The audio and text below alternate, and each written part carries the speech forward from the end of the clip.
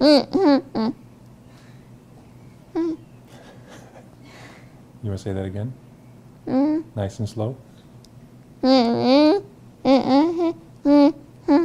My name is Isaac Reed Postma.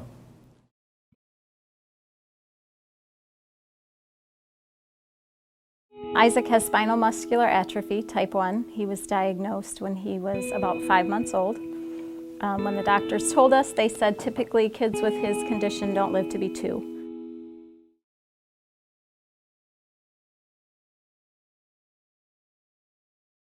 As he kept getting older, I said to someone, we don't plan beyond a couple weeks because we just don't know what's going to happen. And so when he got old enough for school, we had a daughter who was at Byron Center Christian, and we went, oh, okay, can he come to school here?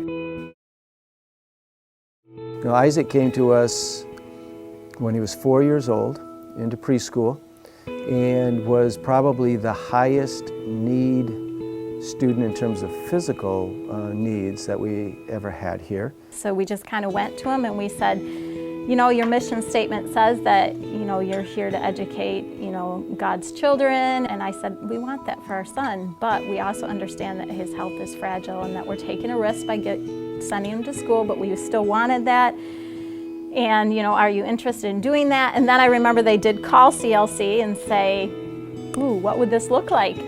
So the Christian Learning Center is an agency that really has as its mission to help various communities include folks who need unique supports. And I remember sitting in a room with representatives from CLC and the principal and the inclusion, you know, component part of it and the teacher. And some faces were more like, oh yeah, this is easy. And there were other faces that were definitely like, what? You can't put that person in my classroom. Well, I think most teachers at the beginning are a little bit fearful, a little bit hesitant, and understandably so. Isaac has some high needs. Basically, it's a deteriorating condition. It means he doesn't have any muscles to do from the simplest to he needs help breathing, swallowing, he can't eat. He's always had a feeding tube, so he uses a ventilator. His movement now is down to fingertip movement. Sorry, bud.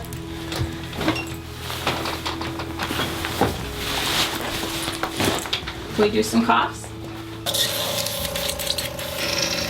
How about 3 good ones?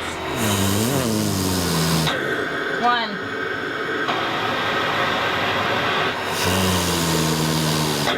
2. 1 more.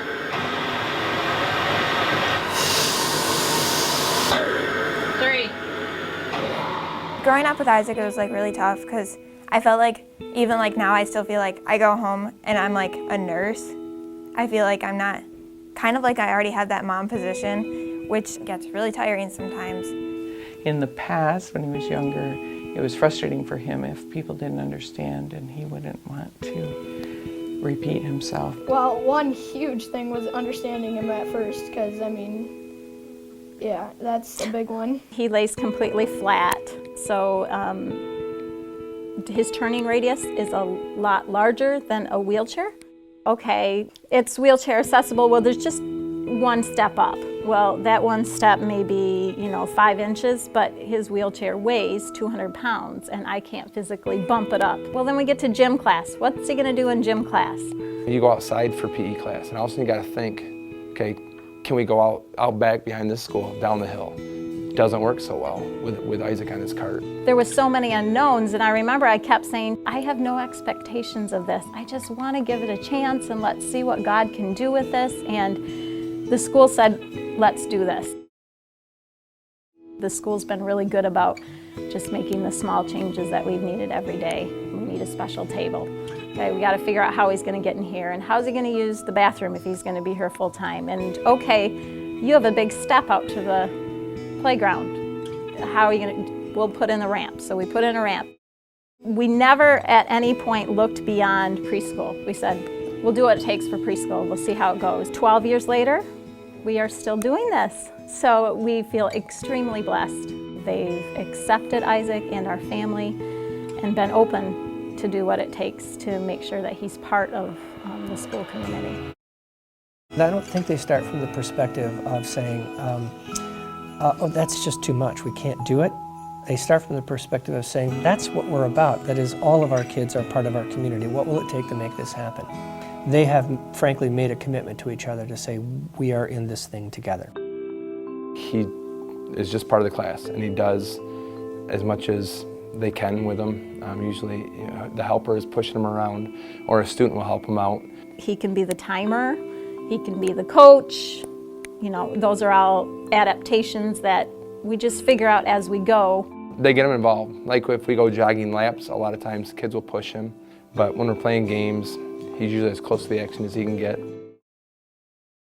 You know, before he went to school, that was one of my biggest fears was, will he have friends? And I honestly didn't know if it would happen. We were somewhat fearful, but what was really exciting was just to see how the kids accepted him as a classmate and a peer.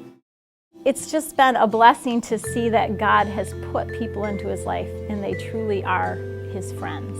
He just has a lot of great friends, and not because they feel sorry for him, they just like to be with him. Got any friends? Mm-hmm. Yeah. Lots of friends? Mm-hmm. Yep. You got a friend coming over? Mm-hmm. Caleb. He must like you a lot. Mm-hmm. He's a bud, isn't he? Mm-hmm. Uh-huh. Their first kind of encounter, I guess, or Caleb came home and said, Mom, Isaac and I were just getting along, but he is a Michigan State fan, and I'm a Michigan fan, and I don't like that. Well, then the next day he came home. Yeah, I set Isaac straight. I told him Michigan State sucks, and I said, well, you can't tell someone in a wheelchair their team sucks. And Caleb looked at me like, what do you mean a wheelchair? That never entered Caleb's mind. It still doesn't enter his mind. They are just normal boys, normal friendship. In some ways, I view Isaac as an ordinary kid. You know, I see him in the hall, I say, good morning, Isaac, how you doing? And on the other hand, he's laying down on a cart, right? He's in a lot of ways not an ordinary student, and I think that's part of what makes it work. A student with special needs isn't like viewed as so special. They are, but they are so much a part of what we do here that they become the norm. I know he sees himself as different, but I think he understands that and he just accepts it because his friends accept it too. So knowing that his friends and all his family love him the way he is, I think that's what helps him. Yes, he has a disability, and yes, they have to help him do things, but they banter, they pray for each other, you know, they tease each other, he misses them when he's not around. When he comes over to my house, we have our favorite game, which is on my Xbox, which is NCAA 13. He loves to play the iPad and do Wii, and he just got an email address, so he loves emailing his friend who has SMA down in Texas.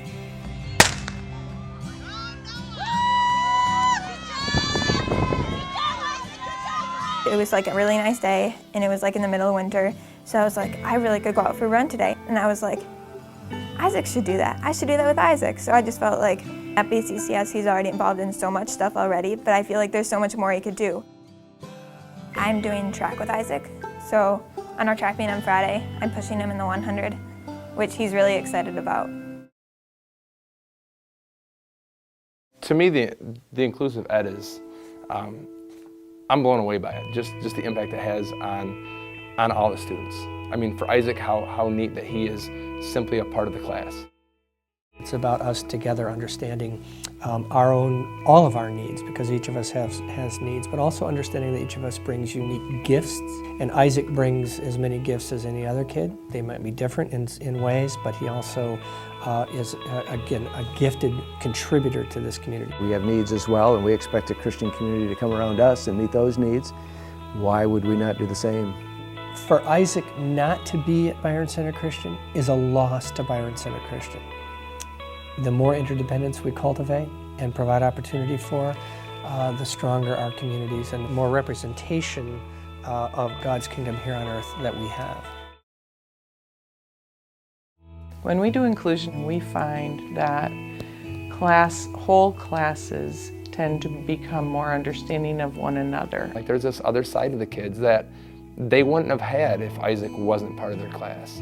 And you can't teach it. I mean, you have to live it, that compassion. It's a blessing. I think I hope that we're a blessing to those kids and their parents, but certainly they have blessed us in ways that are kind of hard to measure, really, because it impacts attitudes of kids for the next generation. To me, Christian schools and inclusive ed should just go together.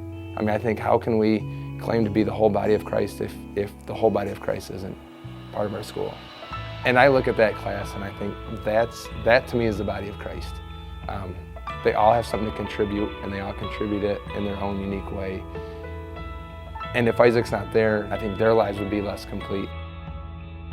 Isaac has blessed my life in many ways. Having Isaac in my life has made me so much more grateful for what I have. He has just taught me so much about resilience, about what life really is. But I think the blessing of having Isaac here at school really has been about seeing God at work in a very real way every day. He's, I think, taught these kids that for all of us to be happy in the situation that we're in and to enjoy every minute that we have while we're here, that it's a gift. You know, when Isaac had surgery in 2nd grade, the doctors told us, they said, you know, the odds are 60-40 that he'll come through this, but he needed it done. And I remember everybody in the whole school came and they laid hands on him. And we prayed, and I thought, this is a community accepting him. It's an opportunity for us to serve one another. And I would just hate for anybody to miss out on that opportunity, because when you help meet the needs of others, you in turn are blessed. And I think it reflects what heaven will be like, except for the fact they'll all be healed. And that'll be even more amazing. When you grow up, what do you want to be? Football player. Yeah? You gonna run over people in your chair? Yeah? You think they're gonna let that on the field? They're gonna change the rules so that you can do that? All right. Life is fragile, and you know, God is still in this no matter what happens. And I think every day God gives us glimpses of what awaits us in heaven.